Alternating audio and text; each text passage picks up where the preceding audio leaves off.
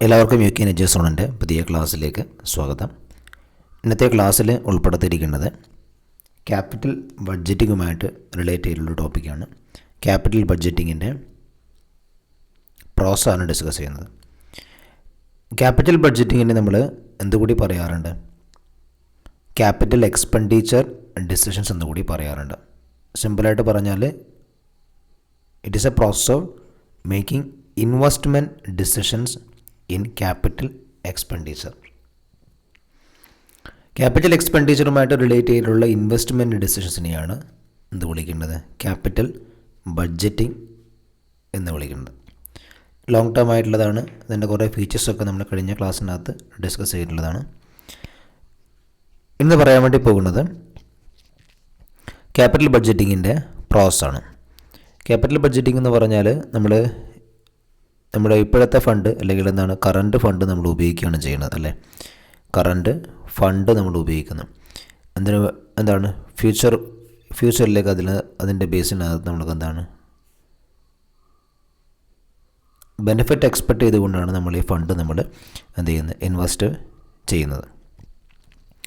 നമുക്കറിയാം ഫ്യൂച്ചർ എന്ന് പറഞ്ഞാൽ അൺസർട്ടൈനാണ്. അതോടൊപ്പം തന്നെ റിസ്ക് എന്ന് പറഞ്ഞൊരു എലമെൻറ്റ് നമുക്കിവിടെ കാണാൻ വേണ്ടിയിട്ട് സാധിക്കും. റിസ്ക് ഉണ്ട്, അൺസർട്ടനിറ്റിയും ഉണ്ട്. അതുകൊണ്ട് തന്നെ ക്യാപിറ്റൽ ബഡ്ജറ്റിങ്ങുമായിട്ട് റിലേറ്റ് ചെയ്തിട്ടുള്ള ഡിസിഷൻ എന്ന് പറഞ്ഞാൽ വളരെ വൈറ്റൽ ഡിസിഷനാണ്. ഓർഗനൈസേഷനകത്തുള്ള മോസ്റ്റ് സിഗ്നിഫിക്കൻറ്റ് ഡിസിഷൻസ് ആണെന്ന് പറയാൻ വേണ്ടിയിട്ട് പറ്റും. Then we discuss about capital budgeting പ്രോസസ്സാണ് പറയുന്നത്. അപ്പോൾ നമുക്കതിൻ്റെ എന്തൊക്കെയാണ് പ്രോസസ്സിനകത്ത് ഉള്ളത് എന്നുള്ളത് വളരെ പെട്ടെന്ന് നമുക്ക് നോക്കാം. അതിനുശേഷം നമുക്ക് ഡീറ്റെയിൽ ആയിട്ട് നമുക്ക് എക്സ്പ്ലെയിൻ ചെയ്യാം. ഒന്നാമത്തെയാണ് identification of investment proposal. Identification of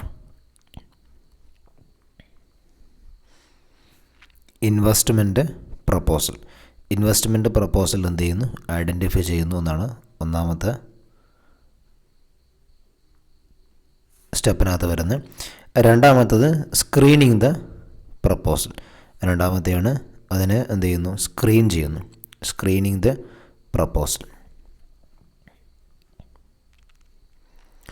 then മൂന്നാമത്തത് ഇവാലുവേറ്റ് ചെയ്യുന്നു. അതിനകത്ത് കുറേ ടെക്നിക്കൊക്കെ ഉണ്ട്. നമുക്കത് എന്തൊക്കെയാണെന്നുള്ളത് പറയാം. Evaluation of various proposal.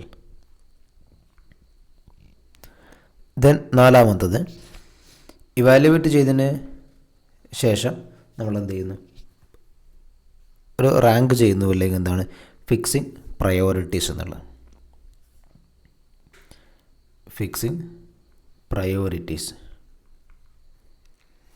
Then അഞ്ചാമത്തെ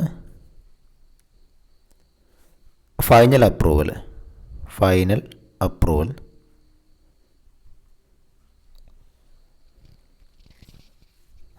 ദെൻ നമ്മൾ എന്ത് ചെയ്യുന്നു? ആ പ്രപ്പോസൽ നമ്മൾ ഇംപ്ലിമെൻ്റ് ചെയ്യുന്നു. Implementing the proposal. Then performance review.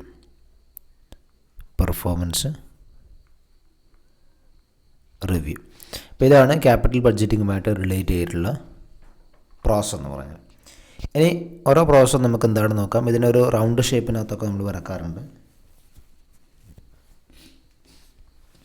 Capital ബഡ്ജറ്റിങ്ങിൻ്റെ ഈ പ്രോസസ്സിന് നമുക്ക് വേണമെങ്കിൽ റൗണ്ട് ഷേപ്പിനകത്ത് നമുക്ക് വരക്കാം. അതായത് ക്യാപിറ്റൽ ബഡ്ജറ്റിംഗ് പ്രോസസ്സ് എന്ന് പറഞ്ഞിട്ട്. അപ്പം ഈ ക്യാപിറ്റൽ ബഡ്ജറ്റിംഗ് പ്രോസസ്സിനകത്ത് ഇപ്പോൾ കറക്റ്റ് റൗണ്ടായിട്ടില്ല നിങ്ങൾ വരക്കുമ്പം ആ രീതിയിൽ തന്നെ വരക്കാം. ഒന്നാമതാണ് ഇൻവെസ്റ്റ്മെൻറ്റ് ഡിസിഷൻ, പിന്നീട് identification of the investment proposal, പിന്നീട് സ്ക്രീനിങ്, പിന്നീട് ഇവാലുവേറ്റ് ചെയ്യുന്നു, പിന്നീട് പ്രയോറിറ്റീസ് ഫിക്സ് ചെയ്യുന്നു, പിന്നീട് അതിനെ അപ്രൂവൽ ചെയ്യുന്നു, പിന്നീട് ഇംപ്ലിമെൻറ്റ് ചെയ്യുന്നു, പിന്നീട് റിവ്യൂ എന്നുള്ളത്. ഓക്കെ, ഈ രീതിയിൽ നമ്മൾ എക്സാമിനൊക്കെ ചോദിക്കുകയാണെങ്കിൽ നിങ്ങൾ ഈ രീതിയിൽ ഒരു റൗണ്ട് ഷേപ്പിനകത്ത് എന്ത് ചെയ്യുക? ഒരു ഡയഗ്രാം പോലെ നമ്മൾ വരച്ച് വെക്കുക. അപ്പോൾ ഒന്ന് കഴിഞ്ഞിട്ട് ഇതിനകത്ത് രീതിയിൽ റിവ്യൂ ചെയ്യുന്നു, പിന്നീട് വീണ്ടും പ്രപ്പോസൽ റിവ്യൂ ചെയ്യുന്നു. ആ രീതിയിൽ നമുക്ക് ഇതിനെ വരച്ച് വെക്കാം. ഓക്കെ, ഇനി നമ്മൾ ഒന്നാമത്തെയാണ് ഐഡൻറ്റിഫിക്കേഷൻ ഓഫ് ഇൻവെസ്റ്റ്മെൻറ്റ് പ്രപ്പോസൽ എന്നുള്ള. Identification of investment proposal. നോക്കുക. ഇപ്പോൾ ഇതുമായിട്ട് നമ്മൾ പഠിക്കുമ്പോൾ ഒരു കാര്യം നിങ്ങൾ നേടിയ ഓർത്ത് വെക്കുക. അതായത് ക്യാപിറ്റൽ എക്സ്പെൻഡിച്ചർ പ്ലാനിംഗ് കമ്മിറ്റി ഉണ്ട്. Capital expenditure planning committee. Capital expenditure planning കമ്മിറ്റിയാണ് ഇപ്പോൾ ഒരു ലാർജ് ഓർഗനൈസേഷൻ്റെ കേസിനകത്ത് എന്താണ് ക്യാപിറ്റൽ എക്സ്പെൻഡിച്ചർ പ്ലാനിംഗ് കമ്മിറ്റിക്കാണ് നമ്മൾ എന്ത് ചെയ്യുന്നത്, പല ഡിപ്പാർട്ട്മെൻറ്റുകൾ ഇൻവെസ്റ്റ്മെൻറ്റ് പ്രപ്പോസൽസ് ഐഡൻറ്റിഫൈ ചെയ്തിട്ട് സബ്മിറ്റ് ചെയ്യുന്നത് ആർക്കാണ്? ക്യാപിറ്റൽ എക്സ്പെൻഡിച്ചർ പ്ലാനിംഗ് കമ്മിറ്റിയാണ്. ഇനി ചില സന്ദർഭത്തിൽ അല്ലെങ്കിൽ എന്താണ് അത്ര ഒരു ഓർഗനൈസേഷൻ ടൈപ്പിനനുസരിച്ചുകൊണ്ട് ചിലപ്പോൾ എന്താണ് ഇത് ടോപ്പ് ലെവൽ മാനേജ്മെൻറ്റിൽ നിന്ന് എന്താണ് ഒറിജിൻ ചെയ്യുകയും ചെയ്യുന്നു. അതായത് ചുരുക്കി പറയുകയാണെങ്കിൽ ഇൻവെസ്റ്റ്മെൻറ്റ് പ്രപ്പോസൽ നമ്മൾ എന്ത് ചെയ്യുന്നു, ഐഡൻറ്റിഫൈ ചെയ്യുകയും ചെയ്യുന്നു. ക്യാപിറ്റൽ ബഡ്ജറ്റിങ്ങിനകത്ത് വരുന്ന ഫസ്റ്റ് സ്റ്റെപ്പാണത്. ക്യാപിറ്റൽ ബഡ്ജറ്റിംഗ് പ്രോസസ്സിനകത്ത് വരുന്ന മോസ്റ്റ് സിഗ്നിഫിക്കൻ്റ് ആയിട്ടുള്ള ഒന്നാമത്തെ സ്റ്റെപ്പ് നമുക്ക് എന്താണ് ഇൻവെസ്റ്റ്മെൻറ്റ് പ്രപ്പോസൽ എന്നുള്ളത് ഐഡൻറ്റിഫൈ ചെയ്യുക എന്നുള്ളത്. അപ്പോൾ ഫസ്റ്റ് എന്താണ് സ്റ്റെപ്പാണ് ഇൻവെസ്റ്റ്മെൻറ്റ് പ്രപ്പോസൽ ഐഡൻറ്റിഫൈ ചെയ്യുക എന്നുള്ളത്. അപ്പോൾ ഈ ഒരു എവിടെ നിന്നൊക്കെയാണ് നമുക്കത് ഐഡൻറ്റിഫൈ ചെയ്യുന്നത് അല്ലെങ്കിൽ ഇതിൻ്റെ ഐ ഡി കിട്ടുന്നത്? ഒന്നുകിൽ എന്താണ് ടോപ്പ് ലെവൽ മാനേജ്മെൻ്റ് ആയിരിക്കും, അല്ലെങ്കിൽ എന്താണ് ഡിപ്പാർട്ട്മെൻറ്റൽ ലെവൽ ഒരു ഓർഗനൈസേഷനകത്തുള്ള അതാണ് ഡിപ്പാർട്ട്മെൻറ്റ് ലെവലുള്ള ഇതായിരിക്കും. ഇപ്പോൾ ഈ ഡിപ്പാർട്ട്മെൻറ്റൽ ഹെഡ്സ് എന്ത് ചെയ്യുന്നു, ഒരുപാട് പ്രപ്പോസൽ ഉണ്ടെങ്കിൽ അതിൻ്റെ ഇപ്പോൾ കോർപ്പറേറ്റ് സ്ട്രാറ്റജീസ് എന്ന് പറഞ്ഞാൽ ഇപ്പോൾ കമ്പനീസുമായിട്ട് റിലേറ്റ് ചെയ്തിട്ടുള്ള എന്താണ് അവരുടെ തന്ത്രങ്ങളും അതിൻ്റെയൊക്കെ ബേസിൽ അല്ലെങ്കിൽ കോർപ്പറേറ്റ് സ്ട്രാറ്റജീസ് അല്ലെങ്കിൽ എന്താണ് കമ്പനീസിൻ്റെ ഒബ്ജക്റ്റീവ്സ്, മിഷൻസ്, അല്ലെങ്കിൽ ആ കമ്പനീസിൻ്റെ ടൈപ്പ്, ഇങ്ങനെയുള്ള പല കാര്യങ്ങൾ കൺസിഡർ ചെയ്തുകൊണ്ട് ആ കമ്പനിക്ക് എന്താണ് സ്യൂട്ടബിൾ ആയിട്ടുള്ള പ്രപ്പോസൽ ഏതൊക്കെയാണ് എന്നുള്ളത് എന്ത് ചെയ്യുന്നു, ആർക്ക് സബ്മിറ്റ് ചെയ്യുന്നു? ക്യാപിറ്റൽ എക്സ്പെൻഡിച്ചർ പ്ലാനിംഗ് കമ്മിറ്റിക്ക് സബ്മിറ്റ് ചെയ്യുന്നു. അപ്പോൾ അതിൻ്റെ ബേസിൽ എന്താണ് അവരെന്ത് ചെയ്യുന്നു, ബാക്കിയുള്ള കാര്യങ്ങളൊക്കെ ചെയ്യുന്നത്. നമ്മൾ ലോങ് ടേം ആയിട്ടുള്ള ഒരു ഇൻവെസ്റ്റ്മെൻറ്റ് ഡെസിഷനാണെന്ന് നമ്മൾ കഴിഞ്ഞ ക്ലാസ്സിനകത്ത് തന്നെ പറഞ്ഞിട്ടുള്ള കാര്യമാണ്. അപ്പോൾ ഇതാണ് ഒന്നാമത്തെ ഐഡൻറ്റിഫിക്കേഷൻ ഓഫ് ഇൻവെസ്റ്റ്മെൻറ്റ് പ്രപ്പോസൽസ് എന്നുള്ളത്. ഓക്കെ, ഇൻവെസ്റ്റ്മെൻറ്റ് പ്രപ്പോസൽസ് ഐഡൻറ്റിഫൈ ചെയ്യുക എന്നുള്ളത്. ഇപ്പോൾ ഫോർ എക്സാമ്പിൾ ഇപ്പോൾ ഒരു 1 lakh എമൗണ്ടാണ് ഇപ്പോൾ നമ്മൾ ഇൻവെസ്റ്റ് ചെയ്യാൻ ഉദ്ദേശിക്കുന്നതെങ്കിൽ അതിനകത്ത് ഇപ്പോൾ പ്രപ്പോസൽസ് ഇപ്പോൾ ABCD എന്നൊക്കെ പറഞ്ഞിട്ട് പല പ്രപ്പോസൽസായിട്ട് നമ്മൾ എന്ത് ചെയ്യുന്നു, ഐഡൻറ്റിഫൈ ചെയ്യുക എന്നുള്ളതാണ് ഒന്നാമത്തെ പ്രോസസ് എന്ന് പറഞ്ഞത്. ദെൻ രണ്ടാമത്തെ വളരെ സിമ്പിളായിട്ടുള്ള കാര്യമാണ്, അത്രയും വലിയ കോംപ്ലിക്കേഷനുള്ള കാര്യമൊന്നുമില്ല. സ്ക്രീനിങ് ദ പ്രപ്പോസൽ എന്നുള്ളത്. എന്താണ് സ്ക്രീനിങ് ദ പ്രപ്പോസൽ എന്ന് പറഞ്ഞാൽ ഇവിടെ എന്ത് ചെയ്യുന്നു, നമ്മൾ ആ പ്രപ്പോസൽസിന് പല ഡിപ്പാർട്ട്മെൻറ്റ് ഇത് സ്ക്രീൻ ചെയ്യുന്നത് ആരാണ്?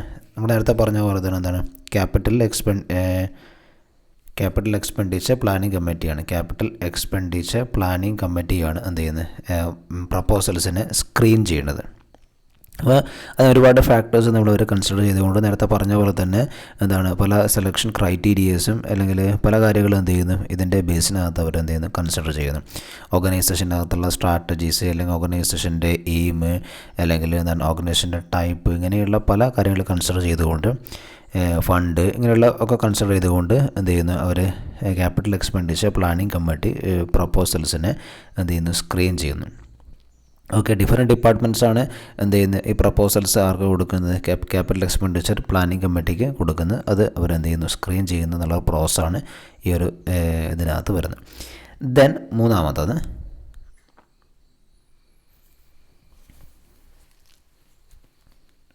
പറഞ്ഞാൽ ഇവാലുവേറ്റ് ചെയ്യുകയാണ് ചെയ്യുന്നത്. ദെൻ മൂന്നാമതെന്നാണ് ഇവാലുവേഷൻ ഓഫ് എ പ്രപ്പോസൽ. ഇതിൻ്റെ ബേസിൽ ഈ ഇവാലുവേഷനാണ് വളരെ ഇമ്പോർട്ടൻ്റ് ആയിട്ടുള്ളതാണ്. Evaluation of various proposals. ഈ ഇവാലുവേഷൻ്റെ ബേസിൽ ഉള്ളതാണ് ഇനി ബാക്കിയുള്ള ചാപ്റ്റേഴ്സൊക്കെ. ബാക്കിയുള്ള ഈ ചാപ്റ്ററിൽ മുഴുവനായിട്ടും വരുന്നത് എന്താണ്, ഇവാലുവേഷനുമായിട്ട് ബന്ധപ്പെട്ടുകൊണ്ടുള്ള കാര്യമാണ്. അപ്പോൾ ഇവാലുവേറ്റ് ചെയ്യുക എന്ന് പറഞ്ഞാൽ ഇപ്പോൾ ഫോർ എക്സാമ്പിൾ ABC എന്ന് പറഞ്ഞ 3 പ്രപ്പോസൽ നമുക്ക് അവൈലബിൾ ആണ്. അപ്പോൾ ഇതിനകത്തുള്ള ഏത് പ്രപ്പോസലായിരിക്കും നമ്മൾ സെലക്ട് ചെയ്യുന്നത്, അതിനകത്തൊരു ഇവാലുവേഷൻ ടൂള് നമുക്ക് എന്തായിട്ടും അനിവാര്യമാണ്. അപ്പം അതിൽ ഇവാലുവേഷൻ ടൂൾ എന്ന് പറഞ്ഞാൽ പല ഇവാലുവേഷൻ ടെക്നിക്കുകൾ നമ്മൾ പറഞ്ഞതാണ്. എന്തൊക്കെയാണ് ഇവാലുവേറ്റ് ചെയ്യുന്നതിന് വേണ്ടിയിട്ട്? പേ ബാക്ക് പീരീഡ് മെത്തേഡ് നമ്മൾക്ക് ഉപയോഗിക്കാം.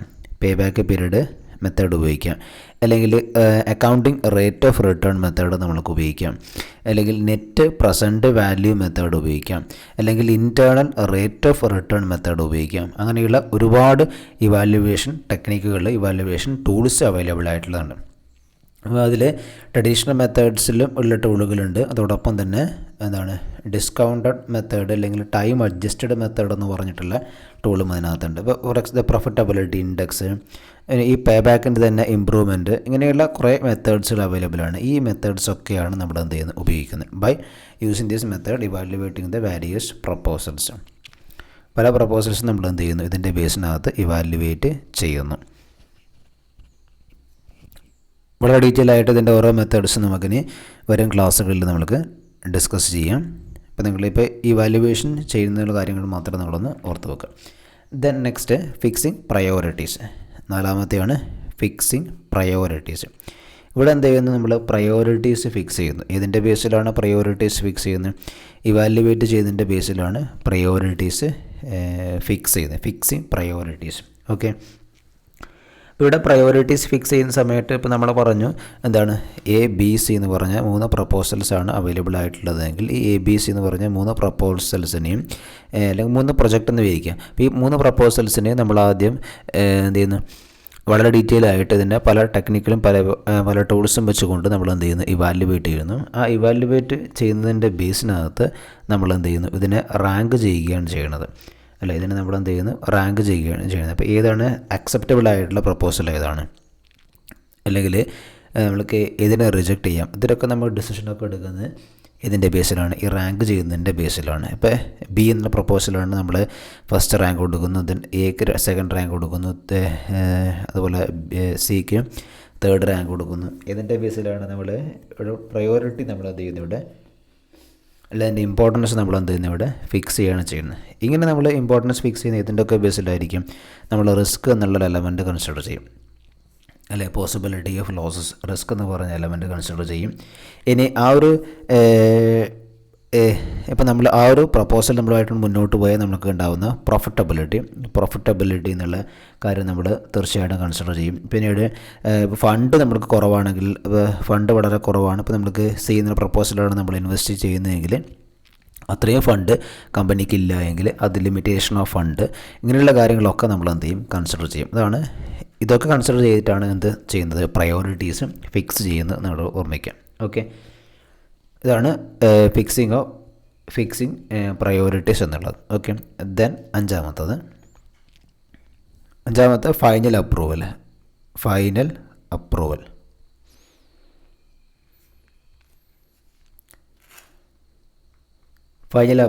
അല്ലെങ്കിൽ നമ്മൾക്ക് എന്താ പറയുക, അല്ലെങ്കിൽ preparation of capital expenditure budget. Preparation of capital expenditure budget എന്ത് ചെയ്യുന്നു, പ്രിപ്പയർ ചെയ്യുന്നു. നമ്മൾ ഇത്രയും സ്റ്റേജ് നമ്മളതിന് മുമ്പ് പറഞ്ഞിട്ടുണ്ട്. ആ സ്റ്റേജുകളൊക്കെ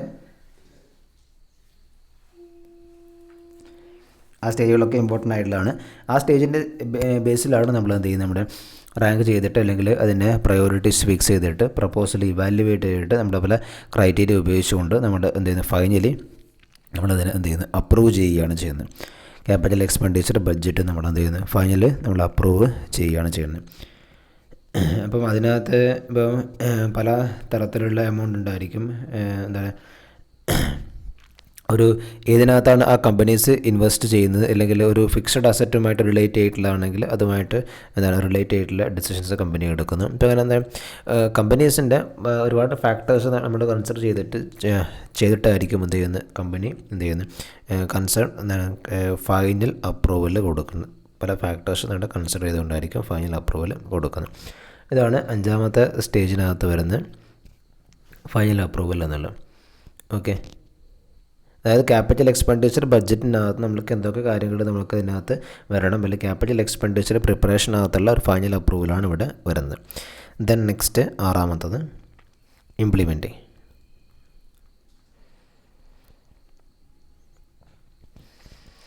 ഇംപ്ലിമെൻറ്റിംഗ് പ്രപ്പോസൽ എന്ത് ചെയ്യുന്നു, ഇംപ്ലിമെൻറ്റ് ചെയ്യുന്നു. പ്രപ്പോസൽ ഇംപ്ലിമെൻറ്റ്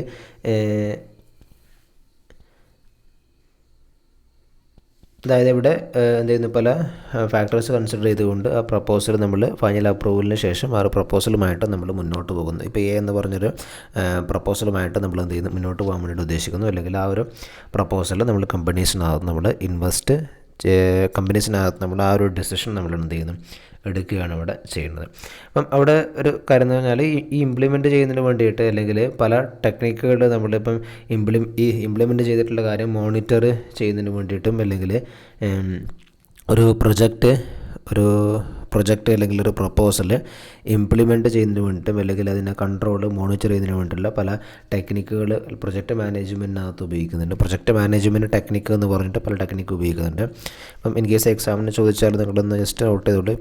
PERT എന്ന് പറഞ്ഞ ടെക്നിക്കുണ്ട്. PERT അതുപോലെ തന്നെ CPM എന്ന് പറഞ്ഞ ടെക്നിക്കുണ്ട്. PERT എന്ന് പറഞ്ഞാൽ പ്രോഗ്രാം ഇവാലുവേഷൻ റിവ്യൂ ടെക്നിക്കാണ്. എന്താണ് PERT എന്ന് പറഞ്ഞാൽ. CPM എന്ന് പറഞ്ഞാൽ ക്രിട്ടിക്കൽ പാത്ത് മെത്തേഡാണ്. ഇതൊക്കെ നമ്മൾ ക്യൂട്ടിനകത്തും അല്ലെങ്കിൽ ഓപ്പറേഷൻ റിസർച്ചിനകത്തൊക്കെ വളരെ ഡീറ്റെയിൽ ആയിട്ട് നമ്മൾ പഠിക്കുന്നുണ്ട്. ഈ പ്രോഗ്രാം ഇവാലുവേഷൻ റിവ്യൂ ടെക്നിക്കും അതുപോലെ തന്നെ ക്രിട്ടിക്കൽ പാത്ത് മെത്തേഡൊക്കെ. ഇതൊക്കെ കൺട്രോൾ ചെയ്യുക, മോണിറ്റർ ചെയ്യുക, നമ്മൾ ഇംപ്ലിമെൻ്റ് ചെയ്തിട്ടുള്ള പ്രൊജക്റ്റ് കൺട്രോൾ ചെയ്യുക, മോണിറ്റർ ചെയ്യുക എന്നുള്ളതൊക്കെയാണ് ഈ ഒരു മെത്തേഡ് നമ്മൾ ഉപയോഗിക്കുന്നത്. ഓക്കെ, അതുകൊണ്ട് നിങ്ങൾ ജസ്റ്റ് ഒന്ന് നോട്ട് ചെയ്ത് വെക്കുക. ആൻഡ് ദെൻ നെക്സ്റ്റ് 7ാമത്തെ പെർഫോമൻസ് റിവ്യൂ എന്നുള്ളത്. 7ാമത്തെ പെർഫോമൻസ് റിവ്യൂ. ഈ പെർഫോമൻസ് റിവ്യൂ എന്ന് പറഞ്ഞാൽ എന്താണ്, നമ്മൾ ഏറ്റവും ലാസ്റ്റായിട്ടുള്ള ഒരു പ്രോസസ്സാണ് ഇതെന്ന് പറയാം. ഇവിടെ capital budgeting is the evaluation of the performance. ഇവിടെ നമ്മൾ എന്ത് ചെയ്യുന്നു, ഇവാലുവേറ്റ് ചെയ്യുന്നു. പെർഫോമൻസ് നമ്മൾ ഇംപ്ലിമെൻറ്റ് ചെയ്തിട്ടുള്ള പെർഫോമൻസ് നമ്മൾ എന്ത് ചെയ്യുന്നു, ഇവാലുവേറ്റ് ചെയ്യുന്നു. അതായത് നമുക്കൊരു ബഡ്ജറ്റ് ഉണ്ടാവും, അത് നമ്മൾ എന്ത് ചെയ്യുന്നു, ആക്ച്വലുമായിട്ട് നമ്മൾ കമ്പയർ ചെയ്യുന്നു. അത്രയും ഇവിടെ ഉദ്ദേശിക്കുന്നുള്ളൂ. അതായത് ഒരു ആക്ച്വൽ എക്സ്പെൻഡിച്ചർ ഉണ്ടാവും, നമ്മൾ ബഡ്ജറ്റഡ് എക്സ്പെൻഡിച്ചർ ഉണ്ടാവും. ഇവ തമ്മിൽ എന്ത് ചെയ്യും, നമ്മൾ കമ്പയർ ചെയ്യുന്നു. അപ്പോൾ ആക്ച്വൽ എക്സ്പെൻഡിച്ചറും ബഡ്ജറ്റ് എക്സ്പെൻഡിച്ചറും തമ്മിലുള്ള വേരിയേഷൻ വളരെ കുറവാണെങ്കിൽ നമ്മൾ എന്ത് ചെയ്യുന്നു, അതുമായിട്ട് മുന്നോട്ട് പോകുന്നു. അല്ലെങ്കിൽ ഇവിടെ ഡീവിയേഷൻ എന്ന് പറഞ്ഞാൽ വളരെ വലുതാണെങ്കിൽ, അൺഫേവറബിൾ വേരിയൻസ് കൂടുതലാണെങ്കിൽ, അല്ലെങ്കിൽ അൺഫേവറബിൾ വേരിയൻസ് ആണെങ്കിൽ നമ്മൾ എന്ത് ചെയ്യുന്നു, അത് എന്തുകൊണ്ടാണ് അൺഫേവറബിൾ വേരിയൻസ് സംഭവിച്ചിട്ടുള്ളത്, അതിൻ്റെ കറക്റ്റീവ് ആക്ഷൻസ് നമ്മൾ എടുക്കുകയാണ് ചെയ്യുന്നത്. ഓക്കെ, അത് കറക്റ്റീവ് ആക്ഷൻസ് ഭാവിയിൽ അത് തടയാൻ വേണ്ടിയിട്ടുള്ള കറക്റ്റീവ് ആക്ഷൻസ് നമ്മൾ എടുക്കുന്നു വേരിയൻസ് കൂടുതലാണെങ്കിൽ. ഇവിടെ നമ്മൾ കൺട്രോളിങ് എന്നുള്ളൊരു രീതിന് മാത്രമേ ഇവിടെ ഉപയോഗിക്കുന്നു. ആക്ച്വൽ എക്സ്പെൻഡിച്ചർ ബഡ്ജറ്റുമായിട്ട് നമ്മൾ എന്ത് ചെയ്യുന്നു, കമ്പയർ ചെയ്യുന്നു. അതായത് അല്ലെങ്കിൽ നമുക്ക് പറയാം നമ്മൾ ആക്ച്വൽ റിട്ടേൺ. ഇപ്പോൾ നമ്മുടെ കമ്പനി നമ്മൾ ഒരു പ്രപ്പോസൽ നമ്മൾ ഇൻവെസ്റ്റ് ചെയ്ത് നമ്മളൊരു റിട്ടേൺ നമ്മൾ പ്രതീക്ഷിക്കില്ലേ. അതായത് നമ്മളൊരു റിട്ടേൺ നമ്മൾ എക്സ്പെക്റ്റ് ചെയ്യും, അല്ല എക്സ്പെക്റ്റഡ് റിട്ടേൺ ഉണ്ടാവും. ആ ഒരു ഇപ്പോൾ പ്രൊജക്റ്റ് എയുമായിട്ട് മുന്നോട്ട് പോയാൽ നമുക്കൊരു 60,000 നമുക്ക് ലാഭം ഉണ്ടാക്കി, അല്ലെങ്കിൽ 60,000 റിട്ടേൺ, അതല്ലെങ്കിൽ റിട്ടേൺ ഓൺ ഇൻവെസ്റ്റ്മെൻറ്റ്, നമ്മൾ ഇൻവെസ്റ്റ് ചെയ്തതിന് നമുക്ക് അത്രയും റിട്ടേൺ നമുക്ക് പ്രതീക്ഷിക്കുന്നു.